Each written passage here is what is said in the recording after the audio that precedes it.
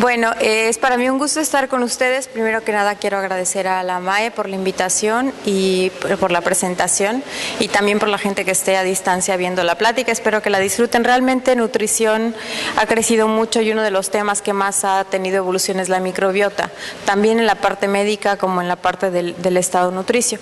Y hoy les voy a platicar un poco qué se conoce acerca de microbiota y obesidad. Hay un colega, el doctor Pedro Gutiérrez, que dice que si se sienten solos, piensen en todos los bichitos que tienen en la pancita y ya no se van a sentir solos nunca más, porque es impresionante la cantidad de bacterias, de virus y de microorganismos que tenemos en nuestro cuerpo. No sé si ustedes sepan esto, pero la microbiota ya está determinado como un órgano en el cuerpo humano. O sea, ya es, así como la piel es un órgano, la microbiota también está como determinada como un órgano más que se conoce y que se está conociendo, y todavía hay mucho por explorar en él. Tiene muchísimas actividades metabólicas, tiene actividades inmunológicas, tiene actividades enzimáticas, pero hoy nos vamos a enfocar en la actividad metabólica. Microbiota en sí es todo microorganismo, todo ser, virus, bacterias, levaduras, arqueas, que colonizan la superficie de nuestro cuerpo.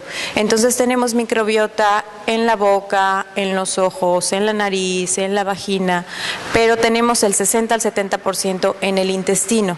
Y ese 60-70% se puede conocer, a lo mejor el 60%, sobre las heces fecales, que es lo que se conoce, lo que se puede cultivar en el laboratorio o lo que se puede evaluar a través de esto. Entonces nos queda mucho por investigar. Tenemos más DNA en nuestro intestino que en el propio DNA del genoma humano, porque la variedad de bacterias conocidas es más de 1200, por allá de ir, cada vez se están conociendo más.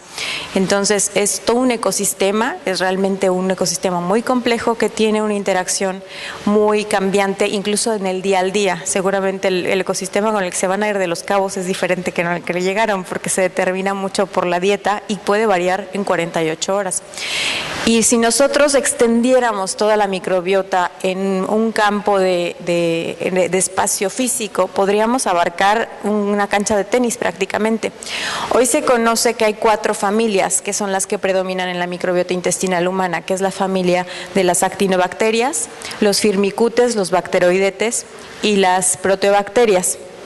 Esto va a tomar sentido ahorita que empecemos a hablar de obesidad, porque tenemos ahora conocidos 3 diferentes enterotipos. Hay un programa que se llama el metagenoma humano y el microbioma humano, que está tratando de clasificar los enterotipos de microbiota que tiene cada persona y cómo esos enterotipos se asocian al fenotipo de la persona. Y hay ciertos enterotipos que se asocian mucho más a personas con obesidad y son donde predomina bacterias como firmicutes. ¿Cómo nosotros podemos determinar la microbiota? Esto sí es muy importante porque la microbiota intestinal se determina los primeros 4 años de vida. Y es aquí donde cobra mucho sentido a la lactancia materna y los primeros 1000 días de vida, porque nuestro primer contacto, nacemos prácticamente con un intestino libre de gérmenes. Nuestro primer contacto con microbiota es a través del canal vaginal cuando nacemos por esa vía, y los niños que nacen por vía cesárea tienen diferente microbiota. Entonces esto también tiene un impacto en la salud a futuro. Y el siguiente contacto sería la lactancia materna, porque la leche materna no solo tiene nutrimentos, sino que también tiene prebióticos y probióticos, y este sería como empieza a colonizar el niño su propio intestino.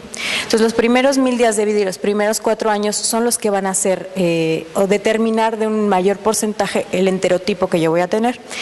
Después de eso sí se puede modificar la microbiota con la dieta, sobre todo fibra, la cantidad de proteínas, la cantidad de grasa que consumimos, pero también a través de antibióticos, cirugías, muchos otros factores que pueden influir, pero no necesariamente cambia el enterotipo, solo se modula hasta cierto punto la microbiota.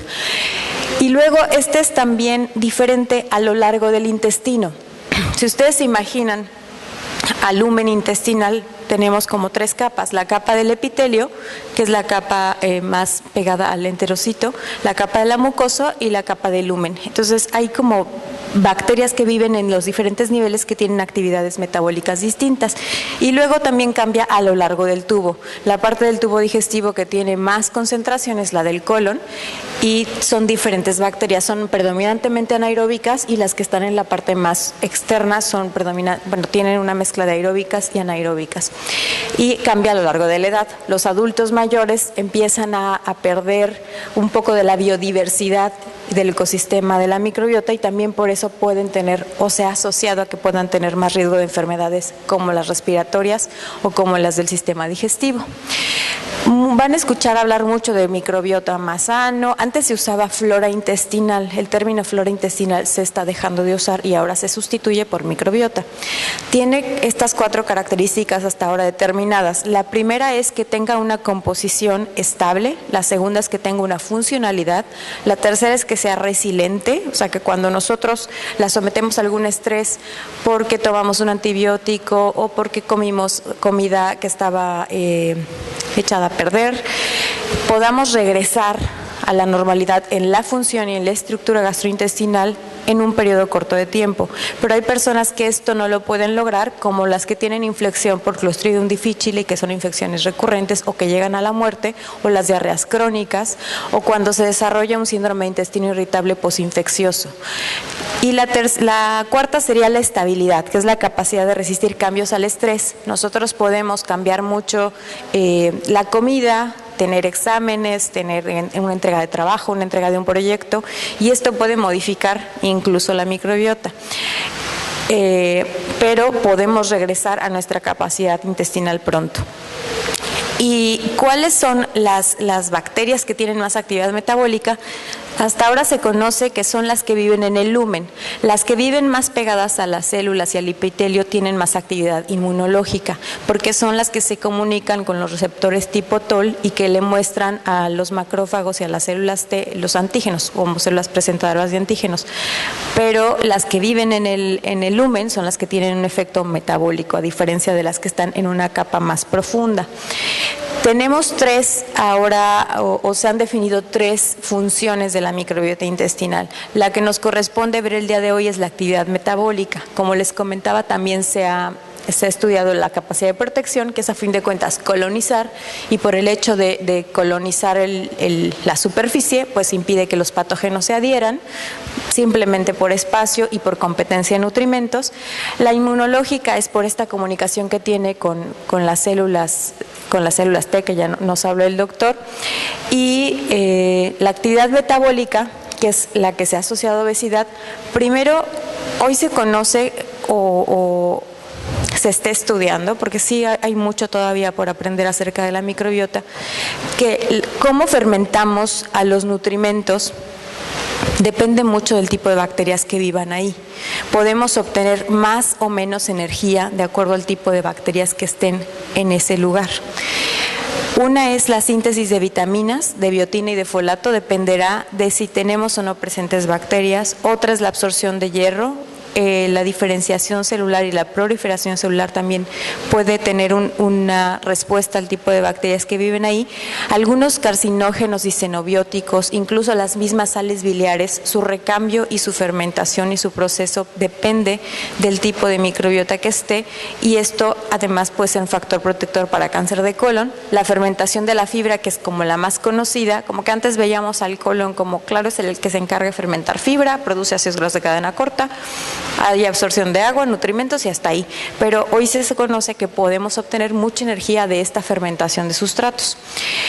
¿Cuál es su relación entonces con obesidad? La hipótesis empieza no hace muchos años, cuando hay un experimento con ratas.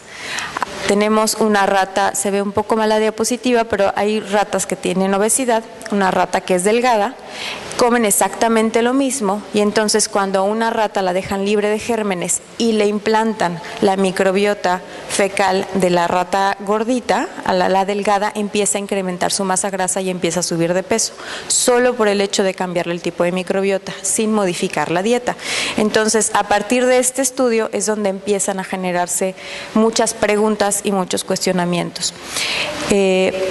Entonces, los puntos por los cuales podríamos decir que la microbiota microbiota influye en la obesidad y en la grasa, primero es porque afecta el balance energético, modificando la manera en la que extraemos energía de los nutrimentos. Entonces, es como el primer punto donde empiezan a fermentar los sustratos que le damos, y de ahí, de acuerdo a qué bacterias predominen o qué enterotipo tengamos, podemos obtener más o menos energía. Y también mediante la regulación de ciertos genes y la expresión de ciertos genes. Hoy ustedes han escuchado ya mucho de nutrigenética y nutrigenómica y cómo lo que comemos sí puede modificar la expresión de nuestros genes, o que ciertas vías metabólicas se prenden y se apaguen. En esta gráfica, lo que ven acá arriba son las bacterias, firmicutes, actinobacterias, bacteroidetes que les mencionaba anteriormente, y en la parte de abajo ciertas vías metabólicas, el metabolismo central de carbohidratos, la biosíntesis de vitaminas, de oligosacáridos, el metabolismo de purinas, y cómo se va midiendo la expresión de cada una de estas vías, si se puede decir de una manera muy simplista, cómo se prenden o se apagan las vías de acuerdo al tipo de bacterias. Se sabe que las bacterias que tienen más firmicutes, los humanos que tienen más firmicutes y más arqueas, serán aquellas que tengan también menos leptina y que tengan una expresión alterada de estas vías metabólicas. La reducción de bacteroidetes también se ha asociado con obesidad, y en ratas, estudios en ratas Zucker, que son FAFA, hay una reducción de bifidobacterias, incrementan este tipo de bacterias cuando son obesas comparadas con las que tienen más masa magra. Este gráfico, más o menos les voy a explicar un poco la interpretación. Esto de L significa lean, o sea, alguien magro, una rata magra. OB significa obesidad, y OB de vaca es sobrepeso o overweight. Entonces, tenemos aquí cómo se va correlacionando la composición de las ratas que tengan más obesidad o menos masa magra de acuerdo al tipo de microbiota. Entonces, de cierta manera también en las que predomina firmicutes y actinobacterias, tienen mucho más correlación el ser obesas por vías metabólicas y el tener obesidad en general, a diferencia de las que están en el grupo de magros y de sobrepeso, que tienen mucho más bacteroidetes. Y se ha hecho además estudios en humanos. Faltan muchos ensayos clínicos también, pero los estudios que hay en humanos, incluso unos en gemelos, que comparan los que están con menos sobrepeso y con obesidad, ven que el número de diversidad filogenética cambia. Entonces, los que tienen menos obesidad tienen más bacteroidetes, y los que tienen más sobrepeso tienen más firmicutes. Este sería como el grupo de bacterias que se ha asociado a tener mayor riesgo de grasa corporal. En este estudio se evalúa además la biodiversidad. La biodiversidad es también otro punto muy importante que hace sentido con la hipótesis de la higiene. No sé si la han escuchado por ahí. ¿Alguien que pueda levantar la mano que haya escuchado la hipótesis de la higiene? Bueno, esta hipótesis surge en los años, no me acuerdo el año exacto, pero es como 1980, no tiene mucho, donde un investigador inglés dice que las personas que tienen más hermanos son más sanas. Entonces, están más protegidas y tienen menos riesgo de enfermarse. Sigue su estudio y dice, no es que tengas más hermanos, es más bien que conforme vas aumentando el número de infecciones que tienes en las primeras etapas de la vida, tu riesgo de enfermedades autoinmunes en la edad adulta disminuye. Y luego lo vuelven un estudio epidemiológico y dicen, tienes razón con la tendencia que hay ahora. Conforme van bajando las enfermedades infecciosas, van aumentando los autoinmunes. Entonces, que baje una significa que aumenten las otras. Como que no hace sentido hasta que proponen esto de que el sistema inmunológico, cuando tiene su entrenamiento más fuerte, por decirlo de una manera, son los primeros años de vida. Entonces, si tú estás más expuesto al medio ambiente, tienes más hermanos, que te da paperas, que te da rubiola, como las abuelitas que antes te llevaban, que te lo contagie tu primo para que te dé a ti también. tu primo, a mí mi mamá me hacía eso, no sé si ustedes, le dio varicela a tu hermana, que les dé a las 4, porque éramos 4, ¿no? Entonces nos hizo, yo creo que con un sistema inmunológico bastante entrenado, pero es de cierta manera que tienes más, que vas generando más anticuerpos, que vas teniendo más memoria inmunológica. También las bacterias, mientras más biodiversidad tengamos, que eso nos pasa quizá a los mexicanos y no a los extranjeros cuando viajan, tenemos menos riesgo de enfermarnos, y también los que tienen menos biodiversidad en su microbiota, que lo pueden ver en la última parte, son aquellas personas que tienen más obesidad. Hasta ahorita todos estos estudios son de correlación. Luego se hacen estudios ahora sí como de causalidad, se empiezan a generar ensayos clínicos. Esto también es en ratitas, donde se empieza a dar dietas altas en grasa, dietas bajas en grasa y dietas altas en proteína. Y entonces las dietas que son altas en grasa determinan de cierta manera la composición de modelos murinos y de modelos animales cuando a los 48 horas, estos son estudios que se están haciendo en Harvard, de qué tan rápido se modifica la microbiota. Entonces se puede modificar con la dieta, sí, y lo que más le impacta a veces son los antibióticos. Yo cuando escuché, por ejemplo, cuando hicimos un estudio con Helicobacter pylori, algo que notamos mucho es que cuando se erradicaba, las personas empezaban a incrementar de peso. Y hoy se sabe que ciertos antibióticos, como matan ciertas cepas de bacterias, pueden modificar el peso de las personas.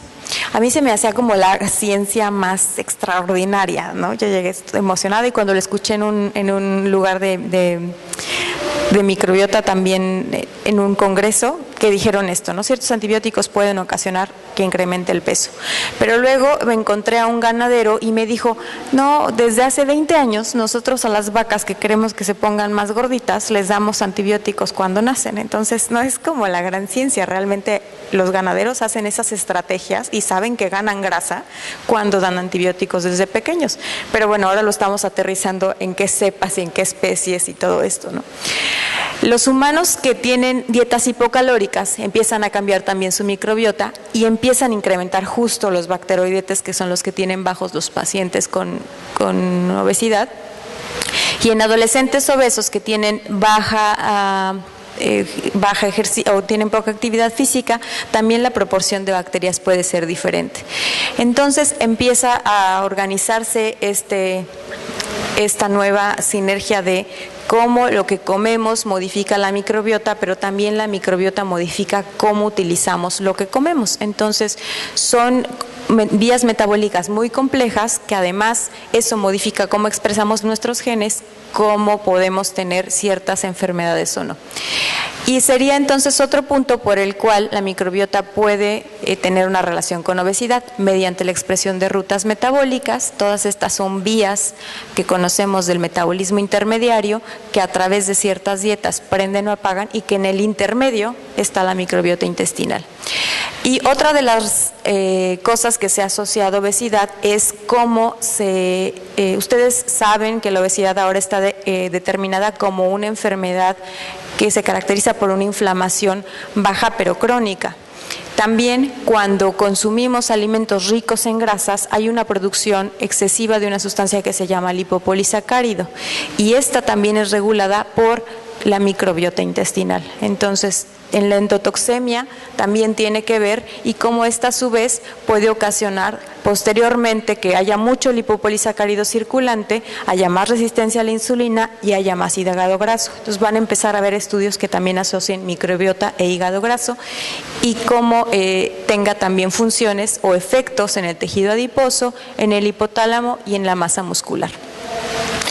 Y bueno, ya por último, también ahora se ha estudiado su efecto en la motilidad gastrointestinal. El intestino es considerado como el segundo cerebro de los organismos, de los tejidos que tenemos y de los sistemas que tenemos.